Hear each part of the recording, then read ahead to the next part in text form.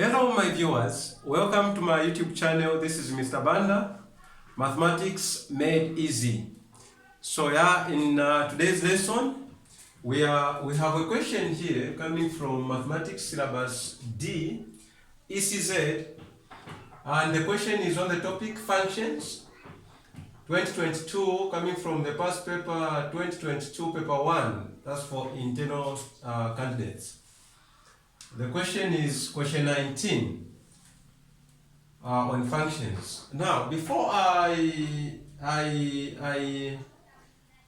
explain how these questions are supposed to be tackled, I think it is important that maybe I just summarize what we are supposed to expect with regards to functions. We understand what a function is. This is a one-to-one or main-to-one mapping, and it's assigning a certain set of values called the domain to another set of values called the codomain or the range.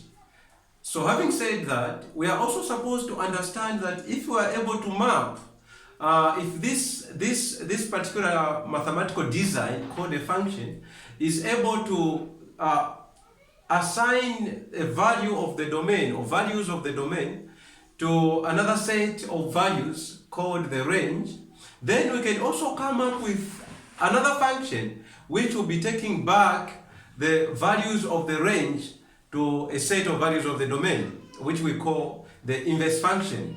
So we need to understand the concept of the inverse function. We are also supposed to understand the concept of what we call the composite functions. How do you compose a function? Or how do you compose two or more functions given to you? So those two are very vital when we are talking about functions. So we can now look at this particular question.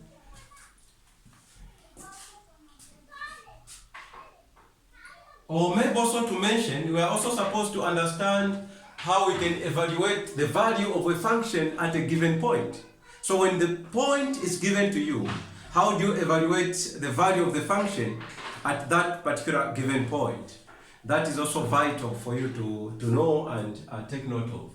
So let us have the working for this particular question and see what we must do. So we are told that the function, we are given the function of x, f of x, being equal to, so f of x is equal to 3x plus 1, and there's another function, g of x. G of x is assigning x to 4x minus 1. How do we get the inverse function? So for a, we want to get f inverse of x. Okay, like I've said earlier on, f inverse of x is just another function that is going to be assigning the values of the function now to the domain. Okay, so now we want to find a function that will be taking the values of y or f of x, the values of f of x to x. Okay, now note that a function f of x can be written as y is equal to f of x, or you can say f of x is equal to y, or g of x is equal to y. Okay, because y is a representation of the codomain, the output value. So we can write this as y is equal to f of x, or f of x is equal to y. That's how we can represent another representation of a function. So f of x is equal to y. Therefore, what we want to do is to look for a function that is taking these values to the values of x here. Okay? So what we do is we have the function there, f of x is equal to 3x plus 1. So when there's f of x here, I will put y. Or if you want, you can just leave it like that, it's also okay. You will still get to the inverse function.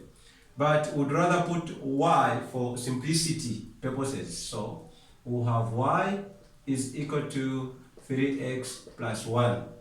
When you do that, don't forget I have said the intention is to look for a function that will be assigning the values of x to the values of y. So the simple way of doing this, or the simple way of explaining what I'm doing here, is that I just want to get a function that can be written in terms of x, because x is the output now, having put the value of y. So here you just make x subject of the formula. So we can start with this particular part, which has an x, so we have 3x plus 1 is equal to y. Then to make x subject, you have 3x being equal to y minus 1. You add negative 1 here, negative 1 here. Then here you have a 0. You have 3x plus 0 being equal to y minus 1. Then you divide by 3 and divide by 3 here. So you have x is equal to y minus 1 over 3. Now, this is a function assigning the values of y to x. If you know the value of y, you just put the value of y here, then you'll be able to get the output value of x. This is in short the inverse function. But for order and simplicity in mathematics, this x won't be left as x. This is the inverse function of x being equal to, where there is y now, we'll put x. Because it's the inverse function of x. So we are putting x here. So where there is y, we are going to put x minus 1 over 3. This is the inverse function that we have. Take note that the meaning is not that you are getting the value of x and put there. No. You are getting the value of y. Okay, because x now is y. You've seen that where there was y here, we have put x. So this x is a representation of y. Okay, and what is coming out is the x now, the actual x, which is the inverse function of f of x. So this is how we solve this particular question, or this is how we can get the inverse function when you are given the actual function. Alright, let's look at B. So like I've said, you're also supposed to understand how you can evaluate a given function when the value is given to you. How do you evaluate f inverse of negative 2? So f inverse of negative 2, sorry, this is negative 5, not negative 2. So we are saying f inverse of negative 5. The implication here is that we want to get or solve for the value of the inverse function when you put negative 5 in it. So what we have is that the inverse function of x is x minus 1 over 3. That's the inverse function. Now, where there is x here, when you put negative 5, you are saying negative inverse, you are saying the inverse function of f of negative 5. What do you get when you put negative 5 where there is x? So in this particular function, where there is x, we'll put negative 5 minus 1 over 3. Okay? So f inverse of negative 5 is going to be equal to negative 5 minus 1. We have the same sign here, negative and negative. You add, then you maintain the sign. So this is going to give us negative 6 over 3. So f inverse of negative 5 is going to be equal to, what is negative 6 divided by 3? That will simply give you negative 2. Okay. So that is f inverse of negative 5. Let us look at C. How do we solve, how do we get the composite function of f and g? Now, note that f g of x, the meaning here is that what function do you get when you compose g in f?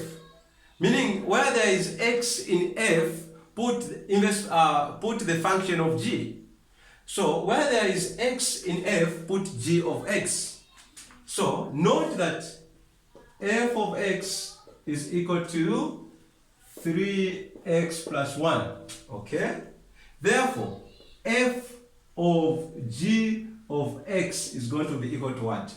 It will be equal to, so where there is x here, I'll put g of x. 3, then g of x plus 1. I'm not done because I know what g of x is. Then I'll substitute, then simplify afterwards. So what we're going to have is fg of x giving us 3. So where there is g of x here, let's put what g of x is. It is 4x minus 1. So we'll put 4x minus 1, then plus 1, this one which is here. So fg of x is going to be equal to 3 times 4x, it will be 12x. 3 times negative 1, it will be negative 3 plus 1. So fg of x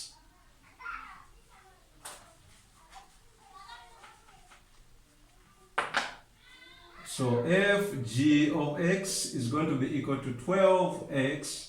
What is negative 3 plus 1? Negative 3 plus 1 gives us negative 2. These are different signs. They have different signs. So you subtract and maintain the sign of the numerically bigger integer. So this will give us negative 2. Then you are done. This is what fg of x is. Okay? Now, please take note. When you are given fg of x, it doesn't mean that you are putting f in g. Okay? Fg of x is not always equal to g f of x. So this is what you're supposed to do. So please, I hope you enjoyed the lesson. Do not forget to subscribe to my YouTube channel so that you can learn more and understand more of mathematics. You understand that mathematics is very, very important subject, and it's so important to the world. You know, the changes, the positive change of the world cannot be attained without a proper understanding of mathematics. I wish you all the best and God bless you all. Thank you.